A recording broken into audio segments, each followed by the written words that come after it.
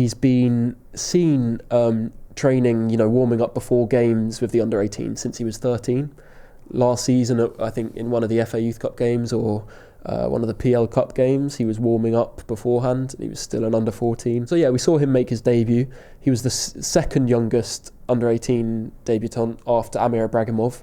And he became the youngest ever scorer for United at this level. I spoke to someone who was at the game, a scout, and said there was a buzz after it, having watched him, and everyone was like, wow, what is this? What are we looking at here? Jay here, Stretford Paddock. That is Finn, otherwise known as Academy Scoop, and we are here for Academy Review. Unfortunately though, Finn, there's not to talk about. No. So I don't even know what we're going to do. We might have to talk about our favourite TV shows or something, or the weather. Been watching Severance recently? Yeah, I've watched the first series. I've not got into the second one yet. Because United's Academy didn't really get up so much, did they? Except scoring 13 goals against Leeds.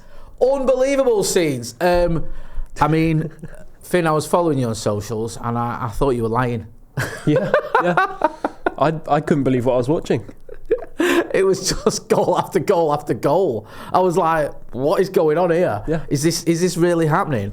I don't expect you to talk us through every single goal. You usually do. Here for about an hour, wouldn't we? Yeah, Finn usually, bless him, talks us through the build-up to each goal, the technique, what was involved, the opposition, the defending, all that jazz. But I want you to sort of, in your own way, summarise that game, what happened, and the players that stood out for you, because obviously 13 goals, a 13-1 win over one of our most hated rivals, certainly one of my most hated rivals.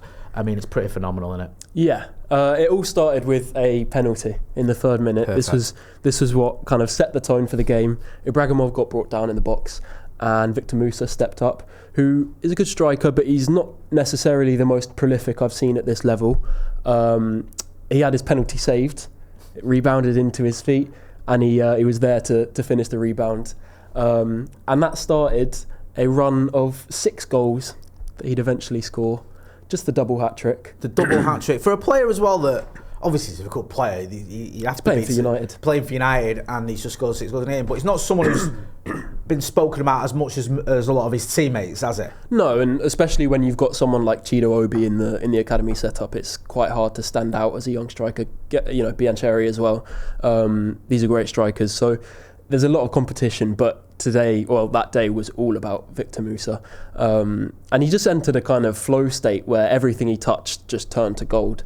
You can say there was a bit of luck involved in some of the goals, but, it's not easy to score a double hat-trick. So he had 5 in the first half. One of them stood out in particular where he picked up the ball on the edge of the box and kind of dribbled through a few players on the edge of it, and he tried the shot on his right, got blocked, fell back to him, and he just stuck a left foot out and it went straight into the top corner. So he was on fire. He was a man possessed. It was an incredible performance from him. Jayden Nagwashi, who's a under-16 centre-back who's recently kind of stepped up into the fold, played actually a few games for the under-21s already. Looks like a really interesting prospect. He started his first televised game for the under-18s, I think. Looked fantastic, and he assisted one of Musa's goals with a great kind of left-footed line-breaking pass after stepping into the midfield. So that's another good talent to be looking out for. And then Jim Thwaites said, anything you can do, I can do. Maybe not better, but I can do it too. United won a free kick kind of on the edge of the box, stepped up for it. We know what Jim Thwaites does from free kicks. He stuck it top bins, didn't he? Top left. Just a perfect free kick like we're used to seeing from him.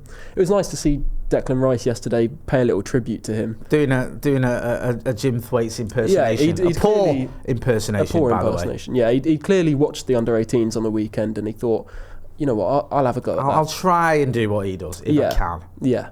But yeah, I have no problems with saying that he's got to be the best free kick taker at this level in the country at the moment. Really? One of the best I've ever seen. Honestly, there's just such a kind of consistency and accuracy with which he delivers set pieces and the ones whether it's not a goal scoring opportunity, from corners and when he's putting in a ball into the box, just amazing precision and accuracy on those. Do you see enough from Thwaites to think he could trouble the first team? Because obviously from that ball he's amazing.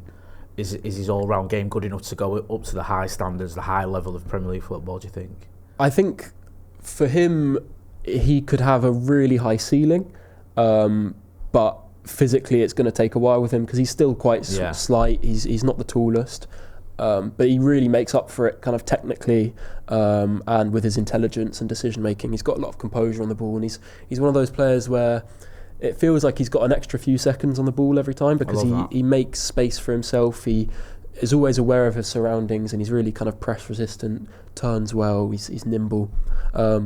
So in terms of his ceiling long term, I think he could be a really top player and definitely trouble the first team at some point. I wouldn't expect that to happen this season. I think he's still got a little way to go in terms of building up the physicality and growing into that level. But he's one of those players that's just an absolute joy to watch in the midfield, and he keeps United ticking. So love watching his performance, and he picked up another 2 goals after that. 2 great finishes, assisted by Amir Ibrahimov, both of them.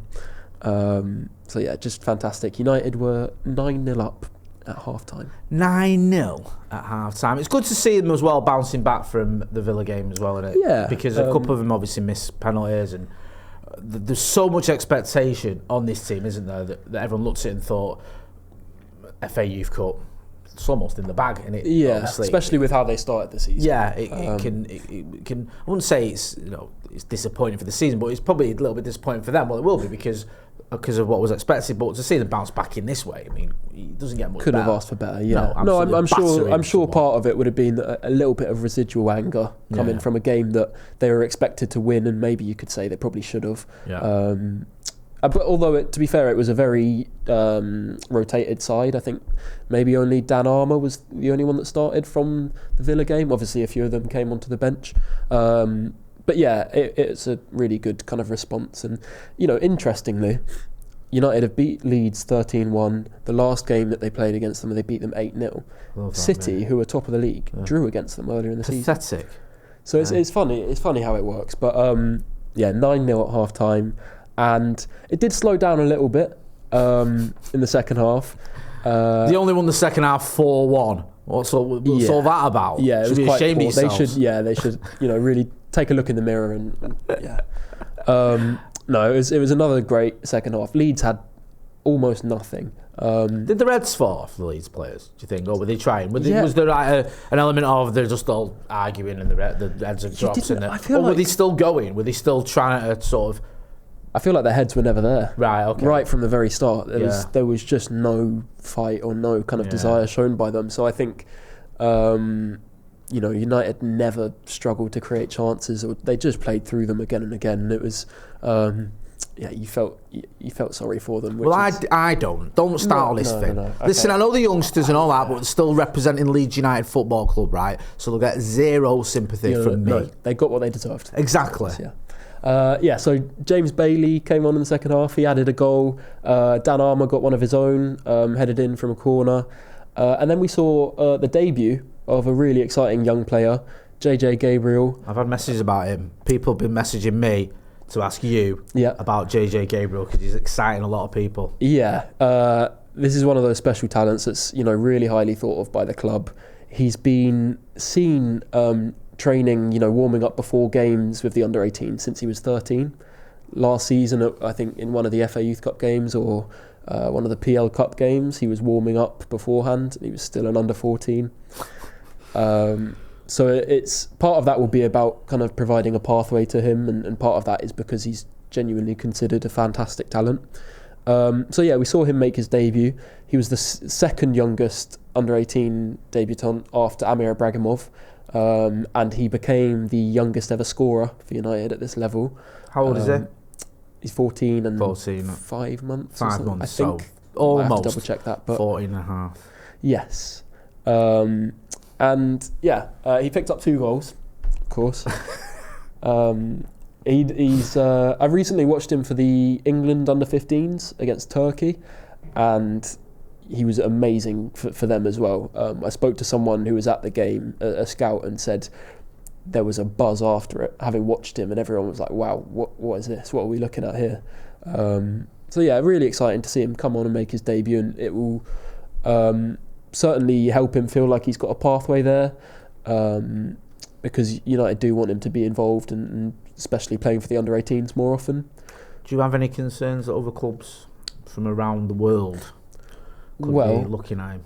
When you've got a player this talented and this highly regarded, there's always going to be interest from other clubs.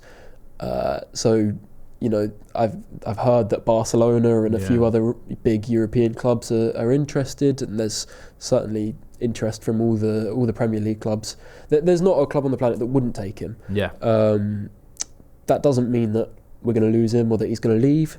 It's kind of an inevitability at this level, especially with where academy football is headed. It's kind of it's fair game, to be honest, for every club to show interest and at least make an effort. But the one thing United are really good at is keeping hold of our best talents. Unlike some other clubs, we tend to be not really troubled when it comes to keeping hold of our best talents and ensuring that there's a pathway there, because it's in the history, isn't it? We know this is what Manchester United's about. It's about providing a pathway for the young players. So I wouldn't be too worried for now. There's always going to be interest because he's a great player, but he's a United player, and I see him staying. Good to hear that, because that was another thing people were saying to me. Asking. Well, it was. Is there any danger of him getting poached? There were pictures of him hanging out with Lamine Yamal. Yeah, this is what I mean. I think this has sort of ruffled a few feathers. Yeah, and I think what that actually was is, so he's a Nike athlete, one of the youngest players that's ever signed a Nike deal, and what they do with a lot of their young players is kind of give them tours around the stadiums around Europe of clubs that are represented by Nike. So he was on a little bit of a tour because he's been seen at Anfield and but that's part of, I'm led to believe that's part of the kind of Nike deal that he has, that he gets these tours as a lot of young players that they represent do.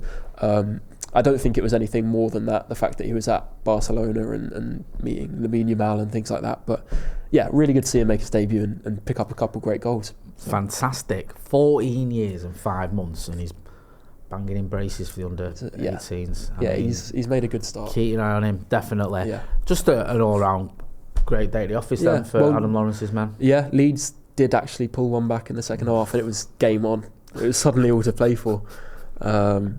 It was. When they scored, what was the score? Was it to make it? I think it was 11-1. When the lad scored, did he run in behind the goal and grab the ball and like, come on boys, come on, we're back in here to the now, halfway come on. line? Yeah. They were.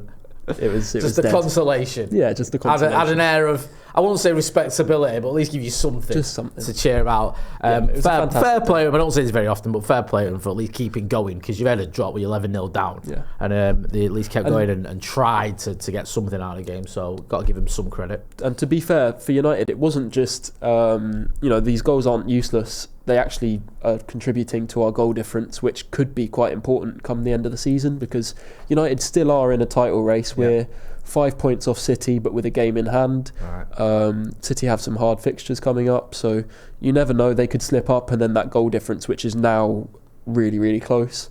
United have obviously clawed back plus 12 goal difference. That's mad, that, isn't it? Because if you were sitting, you've got like a mad goal difference, you think, that's an extra point. And then United make up 12 goals in an afternoon, you'll be like, hang on a minute, what's going on here? Yeah, so it's not for nothing. No. So a really, really positive day. Good to see. I'm glad to see that. I know, like you say, there was a lot of changes, but the under-18s bouncing back as well.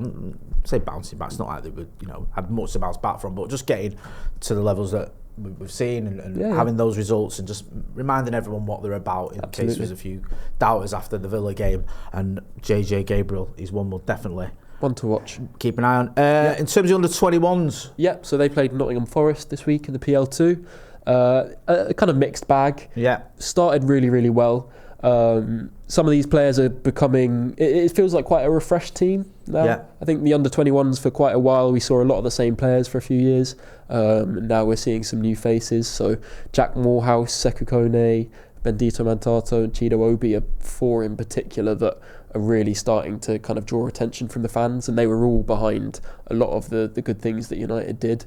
So the first goal came in the 3rd minute. It was a fantastic kind of team goal, one that you'd almost expect to see under like Sir Alex Ferguson. So Eli Harrison, the goalkeeper, played it into the feet of Chido Obi, who'd kind of dropped deep to pick up the ball. He laid it off to Sekou Kone. Ball over the top to Jack Moorhouse, and he did what he does best.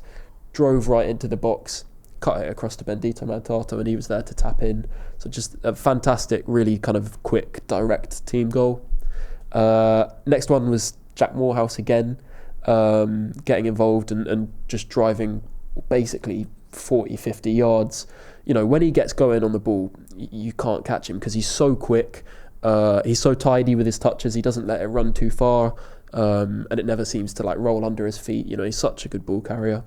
And he played it out wide to Mantato, who kind of run it down the byline. Nice few kind of ball rolls and a step over, and then squared it across to Chido Obi in the box, who, you know, he's a great poacher. He's got great movement off the ball, knows where to be, and he was there to tap in again. So kind of similar to the first goal.